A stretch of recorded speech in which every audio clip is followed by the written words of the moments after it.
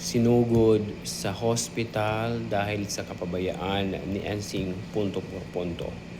Bago natin simulan ang ating pag-uusapan, mga ka-Daddy Frankie, please don't forget to subscribe to YouTube channel Kuya SMB Vlog. Alam niyo mga ka-idol, kahit ako, nangihinayang ako na kung bakit hindi makontrol ni Ensing, hindi madisiplina ni Ensing, si Oliver. Na alam mo naman natin kung ano ang sitwasyon ni Oliver.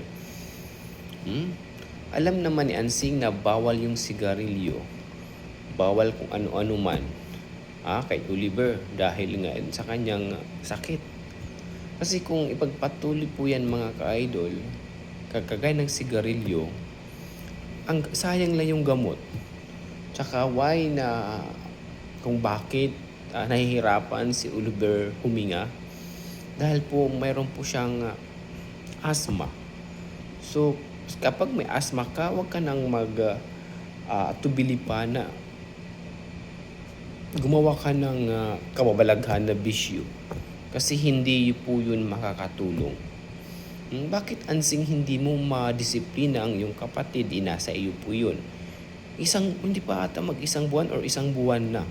Isang buwan pa lang, Ensing, bakit hindi mo madisiplina ang kapatid mo? Pinapabayaan mo na lang ito. Bakit? Yung po doon yung katanungan ng karamihan. Kasi kung ganung gawi man lang ang gagawin mo, hindi safe si Oliver sa puder mo. Okay? So it means, ginagamit mo lang si Oliver para sa sariling kapakanan mo. Dahil alam ng karamihan na kumikita ka rin kapag si Oliver nasa poder mo. Na dapat nga, ikaw ang tumulong dahil sarili mong kapatid, biological brother mo, karugtong ng dugo mo. Pero, yan lang ang ginagawa mo. Diba?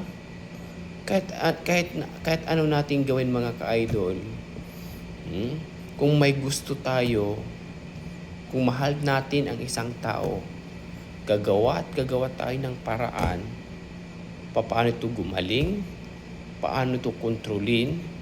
Kasi katulad kay Oliver na under medication, kailangan pa yan na sundin kung saan maiwasan na yung bisyo. Hindi yung hanggang bigay ka lang ng gamot. Hindi rin kami sure, hindi rin sure ang si Daddy Frankie kung nabibigyan mo talaga ng regular na gamot si Oliver. Kaya wala kang karapatan magsabi na hindi magandang araw namin kasi si Oliver sinugod sa hospital. Nangyari yun dahil sa kapabayaan mo. Wala kang silbing ate ni Oliver. Sa totoo lang. Kasi ang iniisip mo lagi sarili mo. Hindi, huwag kang magsalita na lagi kong iniisip yung kinabukasan ng mga anak ko, kinabukasan ng aking kapatid. Hindi mo iniisip yung kinabukasan. Iniisip mo pa kinabukasan, paano ka kumuha ng kwarta ni Oliver. Yun lang po yun. Hindi yung ikakaayos. Wala yan sa isip mo. Yun po ang katotohanan po doon mga ka-idol. Ako na nga panood ko ang video ni Daddy Frankie na naawa kay Oliver. Dahil kung ituloy-tuloy yun Oliver yung panghingi ng sigarilyo, gumagamit ng sigarilyo, yung gamot, hindi yan tatalab. Lasaw lang talaga. Baka maibalik si Oliver at mabalik ang kanyang isip nung bago pa lang makakilala sila ni Daddy Frankie.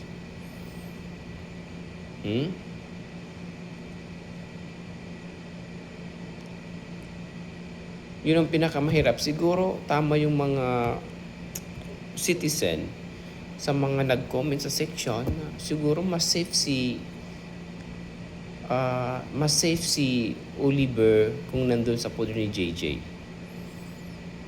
Sana may sponsor na makarinig sa akin na okay lang ba na na bayaran nyo na lang si JJ sa kanyang daily. Kahit konti lang, na ang purpose lang naman is babantayan ito ng maayos. Kasi kung doon po tayo kay Ansing, wala. Baka mamatay si Oliver ng maaga dahil sa kapabayaan ni Ansing. Ganun lang po doon mga ka-idol. Yung napapansin ko sa pinanood ko yung video ni Daddy Frankie na wala yung word na concern, malasakit ni Ansing sa kanyang brother. Wala akong nakikita kay Ansing. Wala. So, hopefully na maitanggal ni Oliver yung kanyang bisyo na paninigarilyo. Kasi kung hindi yan mapuputol, mahirap na. Dalawa ang dyan.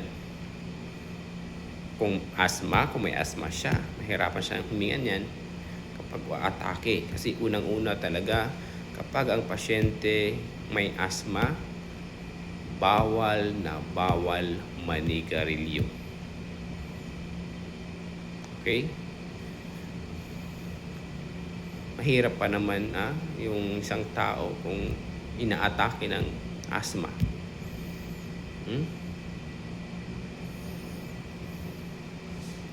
Okay lang sana na mayaman si Oliver. Maraming gamot para sa asma. Pero mahal ang gamot. So, okay lang yan SMB kasi nandiyan naman si Daddy Frank. Igabay nyo si Oliver. Kasi kung ibili na lang ni Daddy Frank yung gamot para sa asma ni Oliver, however, kung ibigay na lang din sa ibang taong mas nangangailangan. Alright? Kasi kung si Ansing, yung kapabayaan niya sa kanyang kapatid, magaling lang siya magsalita, wala sa gawa, hindi safe si Oliver sa kanyang poder. Yung pong katotohanan doon. Kung ako kay Daddy Frankie, siguro si JJ na lang. Gumawa na lang siya ng paraan para kahit paano kung kikita rin yung isang tao, kahit maliit man lang na kita. Ang problema kung iinom, nasa kanya na po yun. Yung bisyo, importante, nabigyan siya, para na siya doon. Ang importante lang dito, yung kasiguraduhan na safe si Oliver. Safe si Oliver. Kasi kay Ansing, take note this. Yung asawa ni Ansing naninigarilyo. Yung mga barkada ng asawa ni Ansing naninigarilyo. Mga kapitbahay doon ng mga tao naninigarilyo. Siyempre, si Oliver, titingin-tingin yan. Hilig yan manghingi. Lalo kung nasanayan niya noon. Yung bisyo na yan. Guys? Anong opinion po ninyo regarding po doon? Kasi kung based on DSWD yan, malabo nang tanggapin yan kasi may pamilya siya dito sa labas. Kasi may protocol, may na sinusunod kung sino ang pwede lang ipasok sa mga bahay bata, home for the agent, kung saan man nasasakupan ng DSWD. Ganun lang po doon.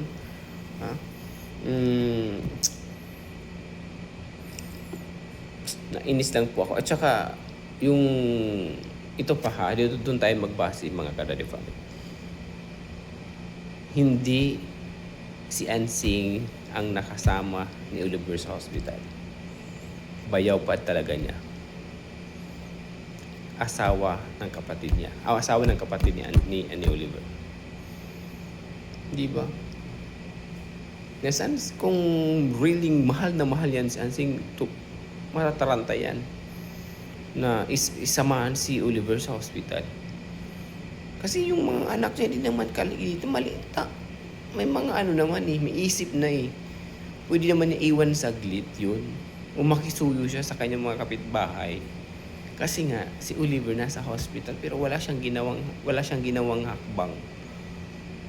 Wala siyang ginawang paraan para makatulong para kay Oliver. Bayaw pa talaga niya ang nagdala doon. Di ba? Nasaan doon, Ansing, yung malasakit mo sa kapatid mo? Nasaan doon, Ansing, yung pagmamahal sa kapatid mo? Nasaan? Yun ang hinahanap namin. Isimbi, parang inaantok ka dyan, Okay.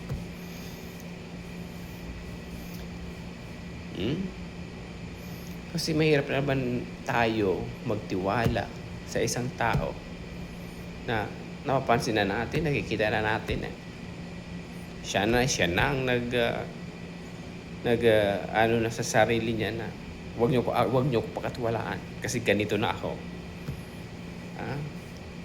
So, siguro yun na yung option ko mga ka-idol na siguro si Sir JG na lang. Ang importante, mamonitor ng maayos si Oliver. Na yung maiwasan lang yung paninigarilyo. Kasi kung tuloy-tuloy yan ako mga ka-idol, wala kwenta lang medicines. Baka maibalik si Oliver sa dati niyang nasimulan. Yun ang pinakamahirap. Tama ba ako? Yun ang pinaka-worst. Again, sa mga nandyan, salamat kasi nakita ko lang yung ni Daddy Frankie, yung kanyang upload na dinala daw sa hospital si Oliver. So, para sa akin talaga, dahil po yun sa kapabayaan. Okay? Di ba? Napapansin niyo ba sometimes si Ansing parang wala nang gana na hawakan si Oliver? Do you think, hindi niyo ba napapansin yung kanyang mga kasagutan ng mga tanong ni Daddy Frankie? Wala na siyang gana mga ka-idol. Wala na siyang gana. Hindi ko rin alam kung bakit, ano ang rason bakit parang nagbago na ang kanyang di ba? Ginagamit lang talaga. Hindi naman mapupunta sa akin ang bahay. Pinahold naman ang bahay. Wala akong mapapala dyan. Di ba? Ayun lang po dun ng mga Daddy Frankie. Yung opinion reaction ni Kuya SMB sa aking na-obserbaran kay Oliver, na instead ng mga kapatid ang magdala doon, instead niya si Ansing ang magdala doon, bayaw pa talaga niya ang nagdala sa hospital si Oliver Fondo. Nasaan na doon yung hostisya? Nasaan doon ang hostisya? Nasaan doon ang hostisya, Ansing? Nasaan? Kaya yun, kaya hindi ako naniniwala kay Ansing na babawi siya. Babawi dahil may pera si Oliver. Walang pera yan ako. Iiwan yan, totoo lang. Iiwan yan sa ere. Baka tadyakan pa yan sa gilid. Kasi wala na ang mapapala si Ansing. Ganun lang po dun mga ka-idol yung ang point ni Kuya SMB na karumal-dumal ang ginawa ni Ansing sa kanyang kapatid na walang ginagawang pamaraan para mabigyan ito ng maging maayos at maging okay ang lahat para kay Oliver. Ang ginagawa ay wala siyang pakialam. Basta mapakain lang niya, okay lang. Hindi sapat ang word na sinabihan ko na huwag manigarilyo, huwag humingi. No, kailangan i-monitor mo yun. Hindi nga, kasi sometimes yung isip na, even sa kanyang sarili, hindi makokontrol din ni Oliver ang kanyang sarili. Ganun lang po dun. Kung mahal mo si Oliver, bumawi ka. Mag-sacrifice ka muna kahit konting panahon man lang. Si Oliver nga nagtiis, nag-sacrifice sa ilalim ng kulungan, sa ilalim ng malagim na kulungan na tinahak ni Oliver noon, ilang taon. Mabuti na lang na-rescue ni Daddy Frankie, tinulungan, naging tao. Tapos kayo wala kayong gagawang hakbang. Ganon, hindi po yun makatarungan. Anyway, hanggang dito na lang po tayo mga ka-Daddy's Frankie, SMB parang inaantok ka. Hindi ganyan lang mata ko. Chinese kasi ako ngayon eh. Chinese. Maraming salamat mga ka-idol. Kagabi kasi nag-concert ako. Hanggang alauna na ata ako natulog. Hindi ako nakatulog. Mga 3 hours lang ata yung tulog ko mga ka-idol. Kaya sige, okay lang. Mag-out naman ako ng 7. Tulog muna ako. So bago ako kung ano mong gagawin ko mamaya. Anyway, maraming salamat po sa inyong lahat mga ka-idol sa pagsubaybay ng aking channel. Again, this is Kuya SMB para sigurado po ito por punto, pack na pack and full na full. God bless, mabuhay po kayong lahat.